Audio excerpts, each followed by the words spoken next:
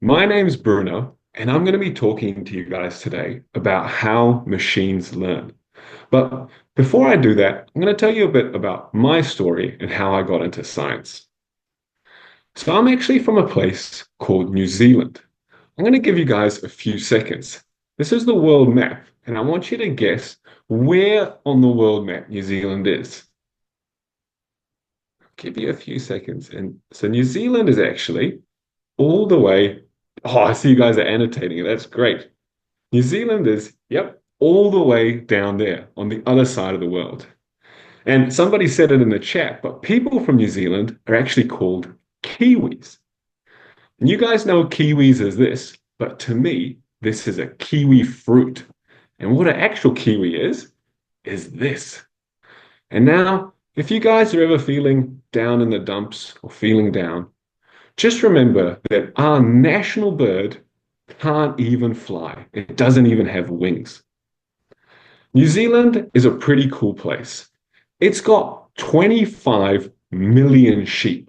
But the funny thing is, it only has 5 million people, which means there's 5 sheep for every person. And I'm going to be honest, guys, I'm really missing my 5 sheep back home. New Zealand was also the place where the Lord of the Rings documentary was filmed. I don't know if any of you guys have seen it. There's this pretty cool mountain in Lord of the Rings called Mount Doom. And here's a photo of me with Mount Doom in the background, just before I got attacked by some goblins. Well, despite New Zealand having a national bird that can't even fly, everybody having to look after 5 sheep and having to fight off orcs all the time and goblins, Kiwis have done some pretty cool things. This guy here is called Sir Edmund Hillary, and he was actually the first person to climb to the top of Mount Everest. This other Kiwi is called Ernest Rutherford, and he was actually the first person to split the atom, which led the way to nuclear physics and quantum physics. So I want you guys to remember that even if you come from a really small place, you can still change the world. So, how did I get into science? Well, I was always interested in science growing up, but I was never a very good student. I found it really hard to focus, and I was pretty lazy. It wasn't until my last year of high school that I realized the work that I put in now can actually change the trajectory of my whole life. So I buckled down, went to the library, and studied really hard for a few months and got some pretty good results. I went to university at the University of Auckland. You guys can spot the cool kiwi birds there. And I initially started doing an engineering degree because I loved Iron Man growing up. But I realized that I wanted to try and help people live healthier lives. So I switched into medicine. I finished my degree and worked for a year as a junior doctor. But I saw there were a lot of issues with the way that the health system was set up and the tools that we were using. So I wanted to try and use my engineering mindset to improve health on a larger level. I was lucky enough to get the opportunity to come over here to Yale to study with Dr. Rohan Kera at the Cardiovascular Data Science Lab, who uses cutting edge technology to try and improve the way we detect and treat heart disease. I'm also lucky enough to be joined here by my partner Jennifer, and she actually gave one of these talks a few weeks ago. So you guys might already be experts in New Zealand. And we also have our cat here called Monkey. And if you keep an eye out, you might be able to see her later in the presentation. So, what are we going to cover today? We're going to go over what a computer is. We're going to see how a computer learns. We're going to learn what features, vectors, and matrices are. And we're going to see how we can use machine learning in the real world. So, what is a computer? Well, I'm going to start with a little quiz for you guys. Here we can see 6 different pictures. And I want you guys to tell me how many of these 6 pictures have a computer in them. I'll give you guys a few seconds. Can you guys put it in the chat? How many of the 6 do you think? See some people saying three or four. Somebody said all six. Well, let's go over what the definition of a computer is, and maybe that'll help us figure it out. So, a computer is something that can be programmed to carry out arithmetic operations on data. What does this mean? Well, program just means that we can give it instructions to follow. Arithmetic operations is just a very fancy word for math. And data is another way to say information. So, what a computer is something that can be instructed to carry out math on information. And by that criteria, all six of these things are computers. On the top left, we have the Antikythera mechanism, which is an ancient Greek computer, which they used over 2,000 years ago to calculate the positions of planets in the sky. Next, we have an iPhone, which I'm sure a lot of you have. And you can do all sorts of cool computations on your iPhone, which make it a computer. Then on the top right, we have human computers. And these are people whose whole job was to go into a room and do math all day to figure out how planes would fly. On the bottom, we have a mechanical computer, which uses gears and levers. We have an electrical computer that uses electricity. And we have cutting edge quantum computer, which uses quantum physics to do computations. It's pretty cool. Well, computers really became popular because of this guy called Alan Turing. And he was the first person to make a computer which ran on electricity. He did this back in World War II to crack a puzzle code. This is the computer on the right. I'm going to let you guys in on a secret. Computers are really stupid, but they're also really fast. When I said they're really stupid, I meant it. All a computer knows is one and zero. Computers run on electricity, or most of them do. And so all they can tell is if there's electricity in a wire, which means a one, or if there's no electricity, which is a zero. And what a computer is made of are these things called logic gates. And they're just little electronic circuits which can do little operations on electricity. And you guys might be able to guess what they can do based on their names. So we have an AND gate, which if you put electricity into both of the inputs, will have electricity come out of it, but not in any other circumstance. We have an OR gate, which will output electricity only if just one of the inputs has electricity in it. And we have a NOT gate, which will flip it around. So if there's electricity coming in, no electricity will come out. And if there's no electricity coming in, then electricity will come out. But what does this help us do? Well, this is where we got really clever. And we found out a way to represent numbers, which are super useful, as ones and zeros. Then we can arrange these, so we can see here that the different numbers correspond to different patterns of ones and zeros. I'll give you a second to look and familiarize yourself. We can see that what we can do now is get a bunch of these logic gates and we can feed in ones and zeros to do math. What you see here is some of those logic gates we saw earlier, and they're arranged in a way so that when you feed in a number made of ones and zeros, it'll add, or feed in two numbers made of ones and zeros, it'll add those two numbers together. And we've gotten really good at doing this. And we've made these gates smaller and smaller and smaller, so we can fit more and more of them onto computer chips. Here we have a modern computer chip, which is really cool because it's got over 3 billion gates on it. But what does that mean? Well, that means that if one of those gates was the size of a grain of rice, it would take 3.5 trucks to hold all of those gates. But you have it in your computer, so you can see just how small they have to be. And when I say computers are fast, they're really fast. They can do over 3 billion operations a second. But what does this mean? Well, If you were to count from 1 to 3 billion, going up once a second, one, two, three, and so on, it would take you over 100 years to count to 3 billion.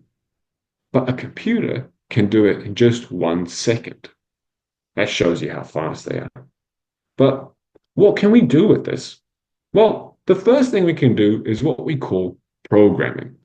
This is where we tell a computer exactly what we want it to do. But I'm going to talk to you guys today about something even cooler. This is called machine learning, where we give a computer examples of things that it can learn from. So let's go over an example ourselves. Imagine that you're a vet and you want to try teach a computer to tell the difference between cats and dogs. Now, I want you guys to put in the chat, how can we tell the difference between a cat and a dog? What things can we look out for? How do you guys tell that on the left is a cat and on the right is a dog? I want you guys to put it in the chat. What are some things you can look out for? Some people are saying DNA. That's a great idea. We got color. We have characteristics. Yes. So what characteristics can we think of? We have their eyes, their noses, their facial features, what they say, their shape, their size. These are all really, really good points. So what we're going to do now is we're going to collect a bunch of training examples, which we're going to give the computer to learn from. So let's collect a bunch of cats and dogs. On the left, we have brown dots, which are representing cats, and on the right are orange dots, which represent dogs. And you guys mentioned a lot of really cool bits of information that we could get, but let's start with weight. So now what we're going to do is we're going to measure, we're going to get the weight of all of our training examples, and we're going to feed that into the computer. Now, here's the magic part. The next thing that we're going to do is we're going to make a model. What is a model, you might say? Well, a model is just a simplification of reality. So our model here is that everything which is above a certain cutoff point, seen in the orange arrow, is going to be labeled as a dog. And everything below that weight is going to be labeled as a cat. But how do we know if we've chosen a good model? Does this represent things well, or is it not very good at all? Well, then we have to choose a metric, which is a way of saying how good the model is. One of the easiest ones we can do is we can see how many of our training examples it classifies as right. So how many of the dogs are correctly labeled as dogs, and how many of the cats are correctly labeled as cats. Then this is the magic part. We can ask a computer to check all of the different possible cutoff points. Remember, I said computers are really, really fast. And it can find the cutoff point or the model which gives us the best possible accuracy. So we can get it to search all of these different cutoff points and end on the best one. And now we've trained our model. The computer's learned something. So now if we get a new example, if another animal walks into our vet clinic, we can measure its weight and we can ask the computer, what is this? So this is the new animal that's come in. Can you guys put in the chat what you think the computer's going to tell us that this is? Is this a cat or is this a dog? Somebody said dog. Somebody said elephant. That's an interesting guess. We have a bunch of people saying 45, but a lot of people saying dog. And you guys are absolutely right. The computer would tell us that that's a dog. But you guys can also see that in our training examples, there's a lot of cats who are on the right side. And so the computer's going to tell us that they're dogs. And there's a lot of dogs on the left side, which the computer's going to tell us are cats. So we need to get a better model. So what we can do is we can collect more information. So let's try look at tail length as well. So let's get all the tail lengths off our training examples. Now, just to orientate you guys, this here is a cat because it's brown, and it's a cat that has a small weight and a short tail. And then on the right side, we have a dog because it's orange and it has a high weight. and a long tail. And we can do the exact same thing. We can create a model. So everything on the right is a dog and everything on the left is a cat. And we can get a computer to check all of the different possible places that that model could go to find the best one. And you guys can see that we get less of them wrong. There's fewer cats, which we say are dogs, and fewer dogs that we say are cats. And this is all machine learning is. We give a computer a model and let it tweak all of the different ways that it can make that model to find the best possible one. And there's no reason that we have to stop at just 2 bits of information. We can get a third. So we can take the weights of all of our training examples, all of our cats and dogs. And now we can see we can perfectly separate them. So if we made a model cutting down the middle there, it would get none of them wrong. That's awesome. Every new bit of information that we collected is represented here as a new dimension in this graph. So now, if you guys hear the term multi-dimensional, rather than being confused, you can say, hey, I know what that means. That just means more bits of information. Well, we've covered a lot of information, so let's take a step back and go over everything again. What we start with is a bit of information. So this 5 here could represent 5 pounds, the weight of a cat. And we call this a feature. What we can do then is we can collect a number of features. And when we have a number of features like this, we call this a vector, which is just a set of numbers. And we can think about this as representing all the information that we have about a given example, about a cat or a dog. Now, this is where it gets cool, because we can collect multiple vectors together. And we call this a matrix. And this is the information of a bunch of cats and dogs. Now, what we need to give the computer is a way to tell cats and dogs apart, because we've just given it numbers so far, and all computers understand the numbers. So we give it targets, ones and zeros, telling it whether it's a cat or a dog. And we just feed this information in, let the computer check all the possible models to find the best one. And this is how it learns. So what it's doing is it's learning to tell things apart. And as much as I love cats and dogs, computers can do all sorts of other cool things, tell all sorts of things apart. We can tell apart spam mail from cool emails that you get from your friends. It can also tell apart movies that you might enjoy compared to ones that you won't like. And this is used all the time in things like Netflix and YouTube. And what I'm most interested in is that you can use a computer to tell the difference between somebody who's healthy and somebody who might be at risk of having heart disease. Well, how can we do that? Let's take a step back and start with the heart. This is what a heart looks like. And I know you guys must be thinking, ooh, that looks gross. But that's not very nice, because inside each of your chests, there's a heart working tirelessly, beating away to pump the blood all around your body. Hearts, like all living things, are made up of cells, arranged in a cool way. So here we see actually a microscope slide of a heart. So this is what a heart looks like under a microscope. And heart cells are really special because they can conduct electricity.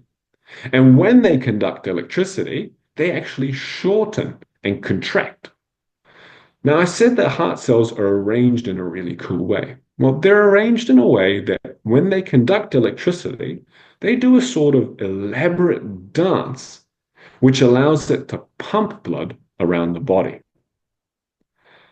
Now, this cool Dutch guy had a pretty crazy idea. His name was Willem Einthoven, and he said, why don't we put some electrodes on the skin? So those are things that measure electricity to try and measure the electrical activity of the heart. And this worked.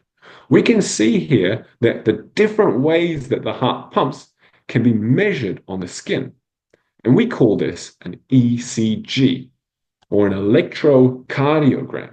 electro meaning electricity, and cardio meaning heart. And this is what an ECG looks like. And each one of those spikes represents a heartbeat. Now, this is where it gets really cool. Remember how we trained a computer to tell the difference between a cat and a dog? Well, using a similar system, we can train a computer to tell the difference between an ECG from a healthy person compared to somebody who's at risk of developing heart disease. And what this means is that we can identify people who we can give medications to try help them live longer, healthier, and happier lives. Thank you guys so much for listening. If you guys are into science and maths like I am, I can't recommend these two YouTube channels enough. I've learned a lot from them, and I'm sure you guys will too. So I think now it's time for us to do a little activity.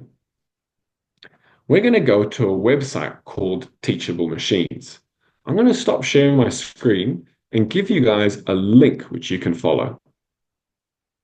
In fact, I'm going to share my screen and then you guys can see what I'm doing as well.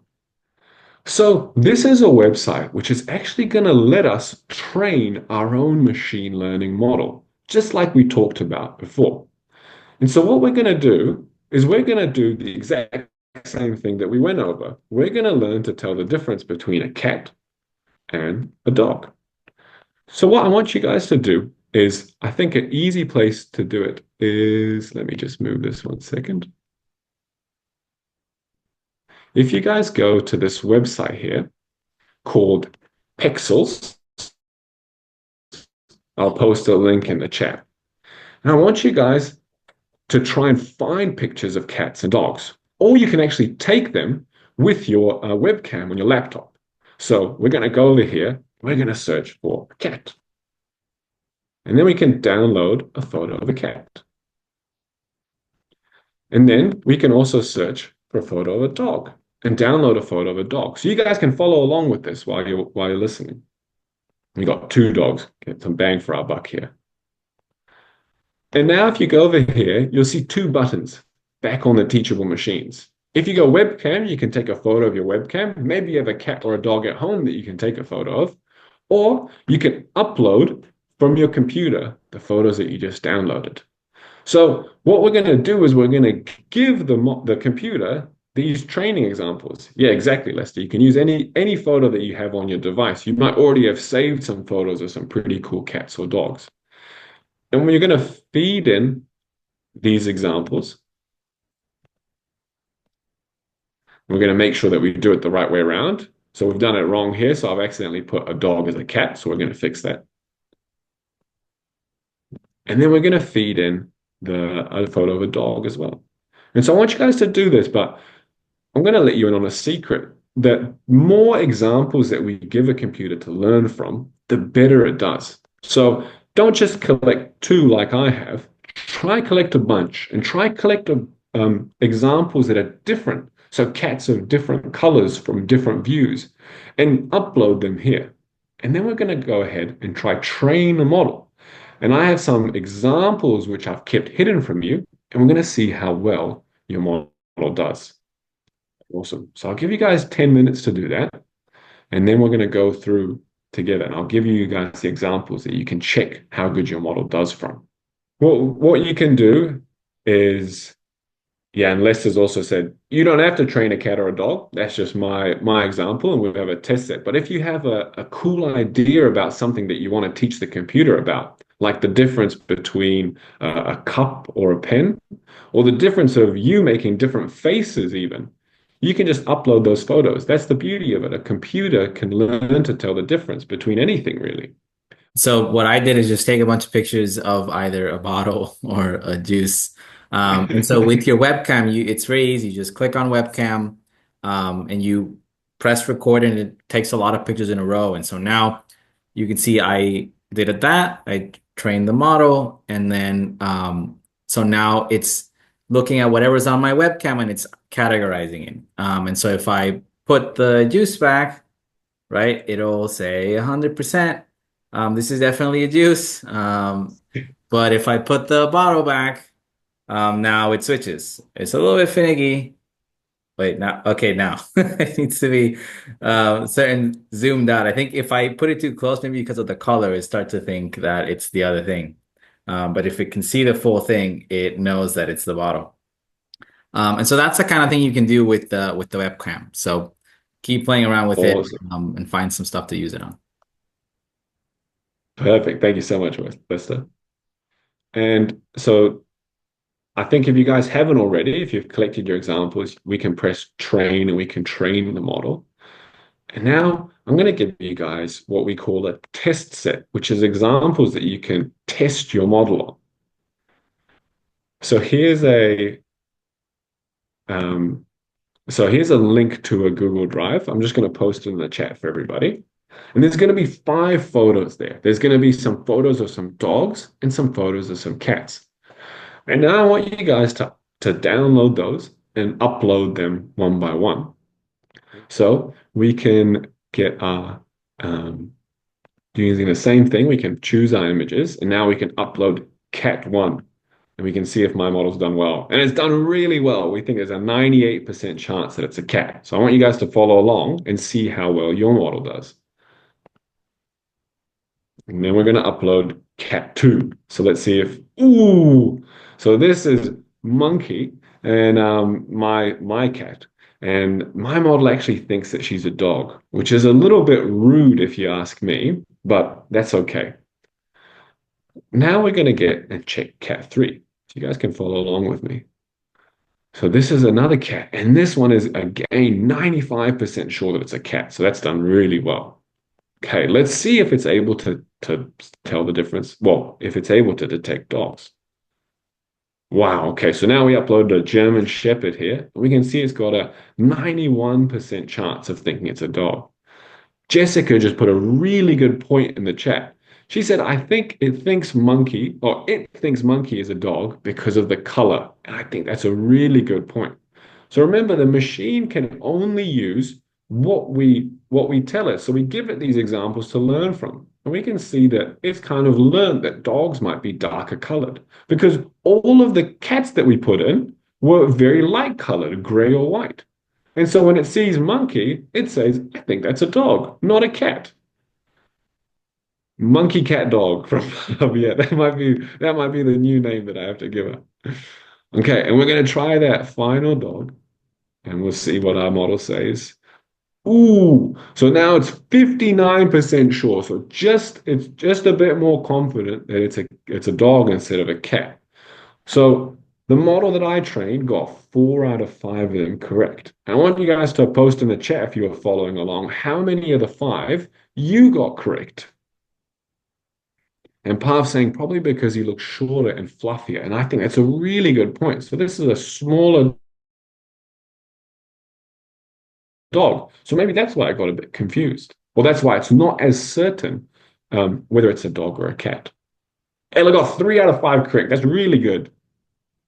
So keep posting if you guys got how many you guys got correct. And if you did something else, you can test it out and see if it's working. I inserted a cat image and it came back with 40% cat and 60% dog. Yeah, so it actually thinks that that's a dog, so it's got it wrong. But that's okay because the way that we train these models usually in the real world is we actually give them thousands or millions or sometimes even billions of examples to learn from.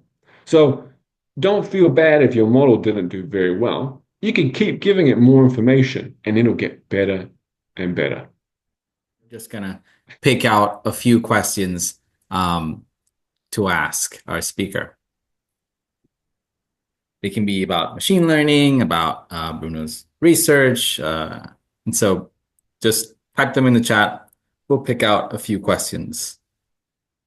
So the first question we see, do you like cats or dogs? I feel like we might know the the answer I'll to let you that. guys guess. Yeah, I think I'm definitely a bit biased. So monkey's my number one. So I'm definitely a cat person. We have another question. So is a human brain a computer, or in what way is a human brain a computer? That is an amazing question, and that is just opens up so many doors and so many other questions that we can ask. And depending on how you look at it, you can definitely say that the human brain is a computer. And we can think about all of the inputs that we were talking about before, and then we can think about our own inputs that we have. So your brain's actually constantly getting information from your eyes, from your fingers, from your taste, from your hearing. And all of those are actually electrical signals going into your brain, which it's learning from all the time. So yeah, your brain is a computer, and it's probably the best computer in the whole universe. So another student is asking, how else have computers been used in medicine? And I'll maybe rephrase that to just also say, how has AI been used in medicine as of recent recently? Yeah, definitely. There's so many exciting pathways that are being explored. So my lab focuses on heart disease, and so I'm interested in the kind of ECGs that we went over and learning from them.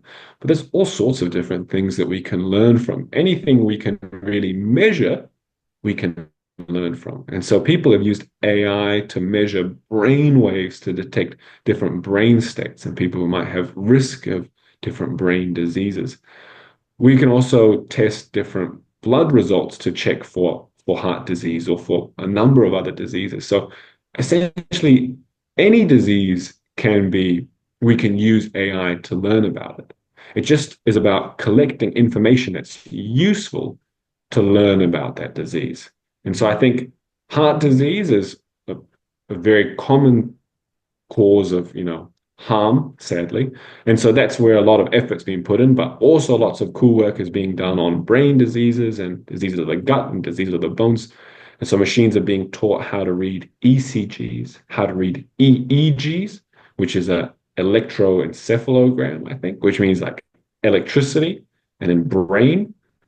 And they're also being taught to read different scans. So when you break a bone, you can get an X-ray or a CT scan. And all of these things can be given to a computer to learn from. Cool. I think a fun question. So we talked about sort of computer machine learning to distinguish things apart. And a student is asking, can computers think creatively, or are they just relegated to either say this is that, this is this other thing, classifying things? Can they think creatively? Yeah, that's an amazing question and another quite philosophical one, which opens up so many other questions and so many things that we can think about.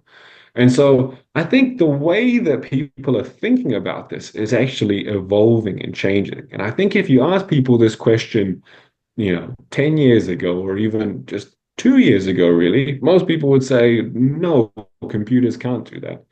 But I don't know if you guys have used things like ChatGPT or all of these new AI models. And what they're trained on is they're trained on classifying text. So they learn, what a word means essentially. And then we've done some really clever things where you kind of flip a model on its head and we can use it to generate text, which it's learned from. And so then using these tools and given enough computer power and learning off enough text, we can see that we've made computers which can write poetry and generate photos. But whether or not you think that's creativity or if it's just learned from stuff that creative humans have done, that's a really big and open question and something that you guys can think about and maybe study later in life. Mhm. Cool. So another student is asking about AI, and I think part of that is, there are a lot of buzzwords that some that students can hear occasionally. Machine learning, artificial intelligence, they might hear about deep learning, neural networks. It is hard to tell these things apart.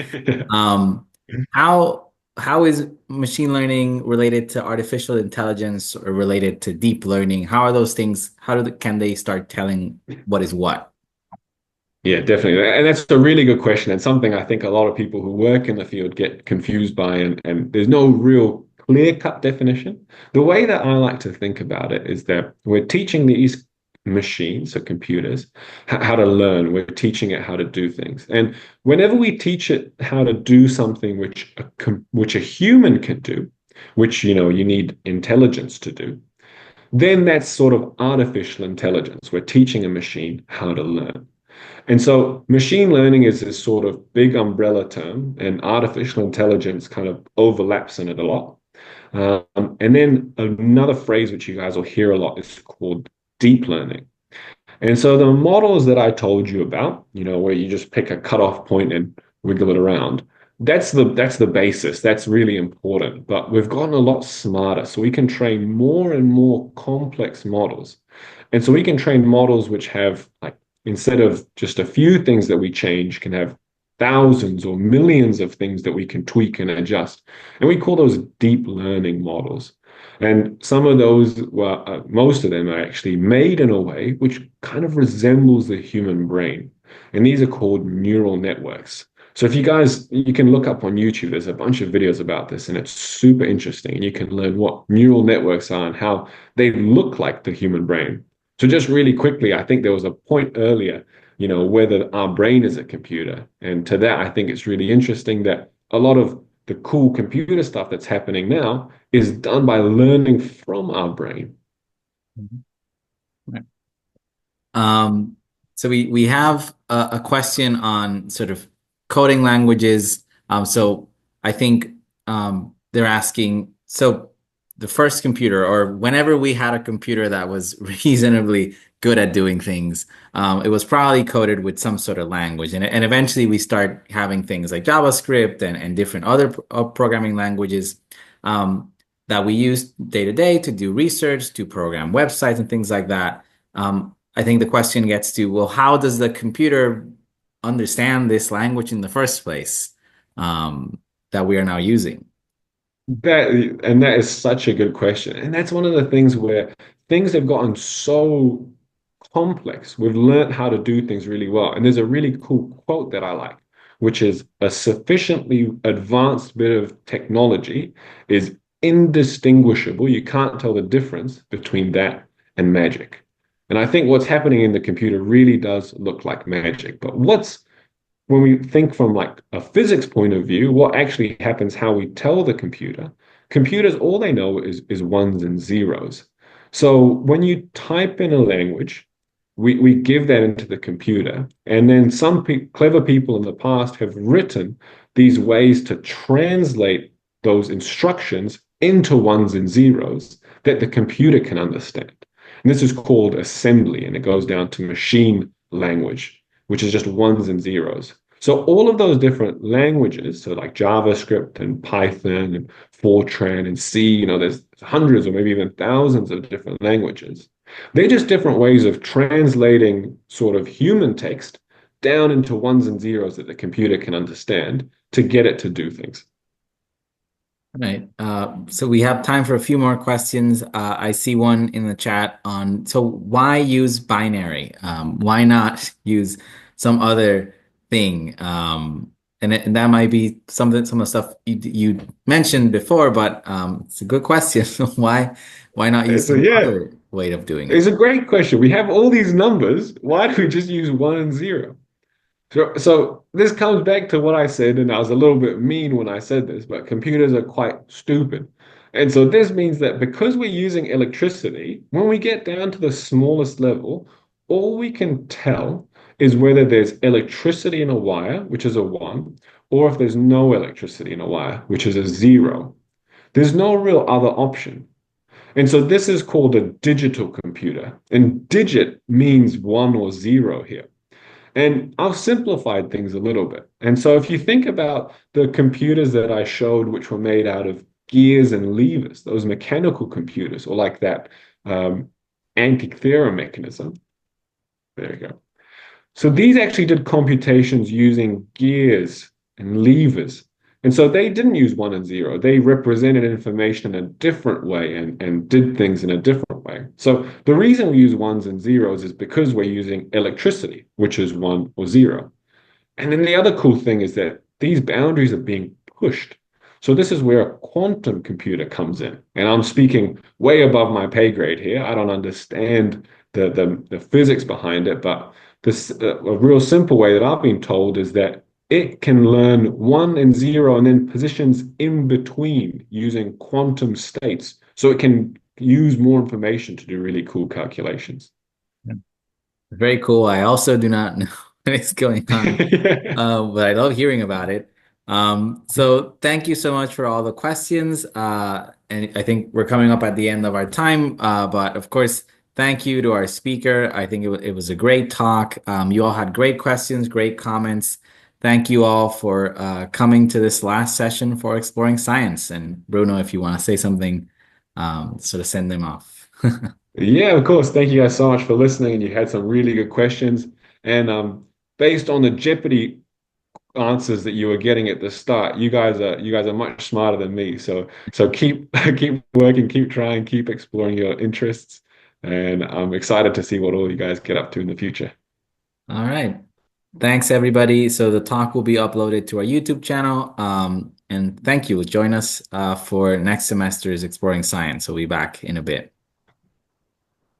Bye, everyone.